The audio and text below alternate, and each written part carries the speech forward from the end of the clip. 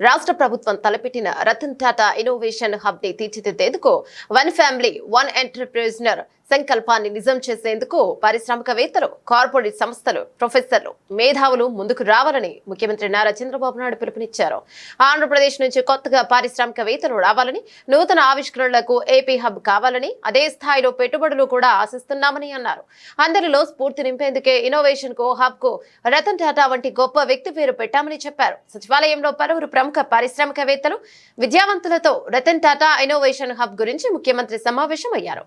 RBI vice chairman గా వ్యవహరిస్తున్న Tata group, Tata science chairman N Chandrasekhar సహా మరికొందరు ప్రముఖులు వీడియో కాన్ఫరెన్స్ ద్వారా సమావేశంలో పాల్గొన్నారు. భారతీయులు దేశ విదేశాల్లో ఎంటర్ప్రెన్యూర్లుగా ఎదిగారని, అలాగే తలసరి ఆదాయంలోనూ విదేశీయులు కన్నా ఎక్కువ ఆర్జిస్తున్నారని, వారిలో 30% తెలుగు ప్రజలు ఉన్నందుకు తనకు గర్వంగా ఉందని ముఖ్యమంత్రి అన్నారు. నిజానికి ఇప్పుడు తెలుగు ప్రజలు ఈ స్థాయికి చేరుకోవడానికి తాను మొదటిసారి ముఖ్యమంత్రి అయినప్పుడు తీసుకువచ్చిన సంస్కరణ ఫలితమని చెప్పారు.